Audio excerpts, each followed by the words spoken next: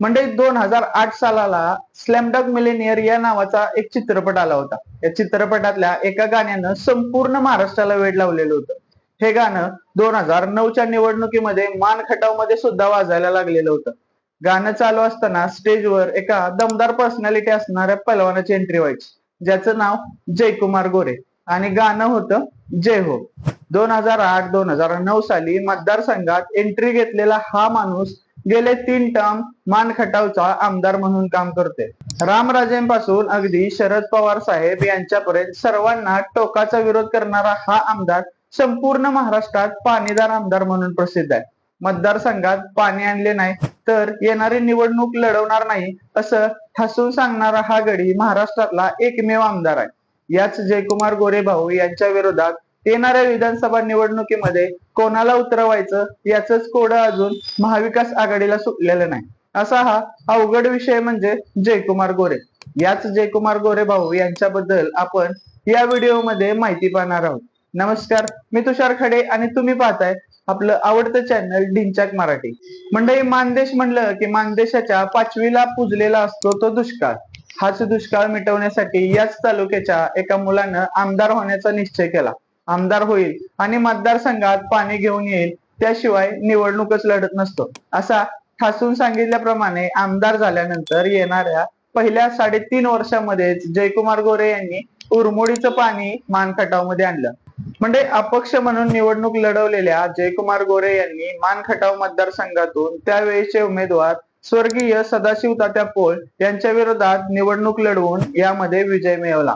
आपल्या विकास कामांच्या जोरावर त्यांनी 2009 ते 2014 तत्कालीन सरकारच्या मदतीनं मतदारसंघामध्ये विविध बंधारे याचप्रमाणे पाण्याच्या योजना आणून त्यानंतर काँग्रेसच्या वतीनं 2014 सालची विधानसभा निवडणूक लढवली व यामध्ये सुद्धा त्यांचा विजय झाला. दुसऱ्या पंचवार्षिकला सुद्धा जयकुमार गोरे यांनी आपल्या कामाचा धडाका चालू ठेवत पुन्हा एकदा नवीन योजना मतदारसंघात आणून पाण्याच्या योजना हा मान खटावच्या शेवटच्या भागापर्यंत पोहोचवल्या. दिलेला शब्द पूर्ण केला.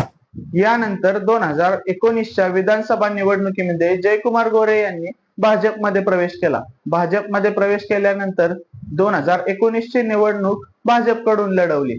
मात्र या निवडणुकीमध्ये जयकुमार गोरे यांच्या विरोधात सर्व विरोधक मंडळी एकत्र होऊन विरोधी पक्षाने जयकुमार गोरे यांना कडवी झुंज दिली. यातच अजून भर म्हणून जयकुमार गोरे यांचे सख्खे बंधू शेखरभाऊ गोरे यांनी सुद्धा जयकुमार गोरे यांच्या विरोधात शिवसेनेकडून निवडणूक लढवली. परंतु जयकुमार गोरे यांचाच या निवडणुकीमध्ये सुद्धा विजय झाला. यानंतर आता विधानसभा निवडणूक जाहीर झाली असून दिनांक 20 नोव्हेंबर 2024 रोजी विधानसभेसाठी मतदान होतंय. भारतीय जनता पक्षाकडून पहिल्याच यादीमध्ये जयकुमार गोरे यांची उमेदवारी जाहीर झाली. निवडणूक जाहीर झाली असल्याने आता मतदान काही दिवसावर आलं असताना सुद्धा महाविकास आघाडीचा मात्र अजून जयकुमार गोरे यांच्या विरोधातला उमेदवारच ठरलेला नाही. यावरूनच जयकुमार गोरे यांची ताकद आपल्याला इथे दिसून येते. पाणी प्रश्नावर निवडणूक लढवत असताना जयकुमार गोरे यांनी आतापर्यंत मान खटाव मतदारसंघामध्ये उरमोडी उपसा सिंचन योजना, टेंबू उपसा सिंचन योजना, याचप्रमाणे आता नव्याने चालू असणारी जिहे कटापूर उपसा सिंचन योजना अशा विविध पाणी योजना मार्गी लावून मान खटाव मतदारसंघामध्ये पाण्याचा प्रश्न सोडवणार हा दिलेला शब्द पूर्ण केलाय. आता मतदारसंघामध्ये तसेच महाराष्ट्रामध्ये दिलेला शब्द पूर्ण करणारा नेता म्हणून जयकुमार गोरे आता भागात प्रसिद्धीस आहेत. येणाऱ्या निवडणुकीमध्ये सुद्धा जयकुमार गोरे यांनाच आम्ही आमदार करत असतोय असा इथल्या जनतेचं निर्धार केल्याचं जनता बोलते. जयकुमार गोरे यांच्या विरोधात मागच्या निवडणुकीमध्ये तगडी फाईट दिलेले उमेदवार होते प्रभाकर देशमुख.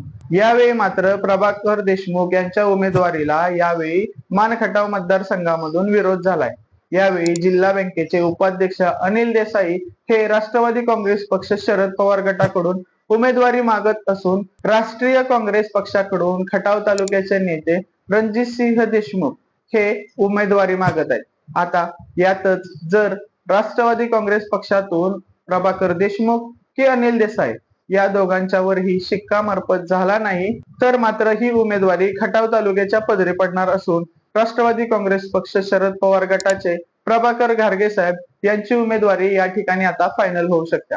समोर कितीही तगडा उमेदवार असला तरी जयकुमार गोरे यांनी गेल्या 3 टर्म मध्ये मतदारसंघात केलेली विकास कामं, जयकुमार गोरे यांची मतदारसंघावर असणारी पकड, निवडणुकीमध्ये असणारे मायक्रो प्लॅनिंग, त्याचप्रमाणे भाजपची असणारी बूथ यंत्रणा, या सर्व गोष्टींचा विचार करता विरोधकांसाठी येणारी विधानसभा निवडणूक अत्यंत अवघड जाईल असं सध्या तरी मतदारसंघामध्ये चित्र आहे. यामध्येच महाविकास आघाडीचा उमेदवार ठरला नसल्याने जयकुमार गोरे यांनी प्रचारामध्ये कमालीची आघाडी घेतली.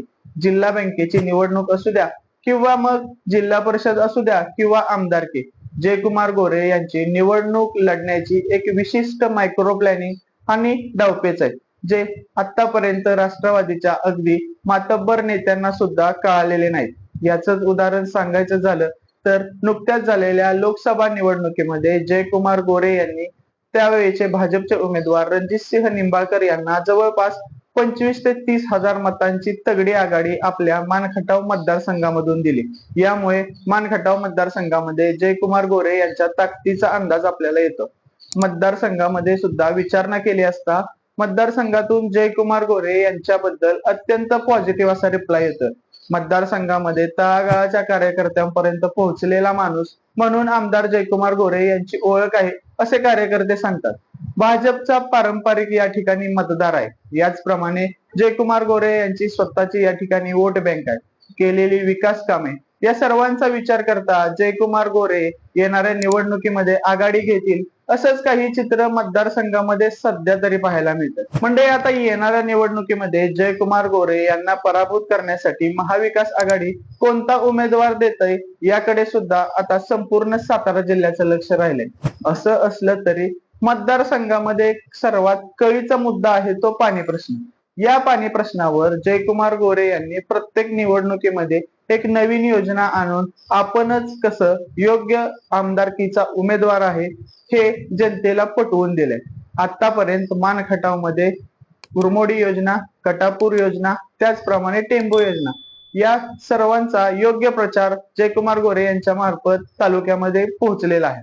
याचाच फायदा जयकुमार गोरे यांना निवडणुकीमध्ये होताना सुद्धा दिसून येईल असं बोललं जातं. सध्या तरी मानखटाव मध्ये समोर कितीही उमेदवार असले तरी एकटा जयकुमार बास अशीच परिस्थिती काही दिसून येत आहे. मंडळी, तुम्हाला काय वाटतं, येणाऱ्या निवडणुकीमध्ये महाविकास आघाडी कोणाला उमेदवारी देईल व जयकुमार गोरे यांचा तो उमेदवार पराभव करू शकतो का? आम्हाला कमेंट करून नक्की कळवा. याचप्रमाणे असेच नवनवीन व्हिडिओ पाहण्यासाठी आपल्या डिंचॅक मराठीच्या युट्यूब चॅनलला नक्की सबस्क्राईब करा. धन्यवाद.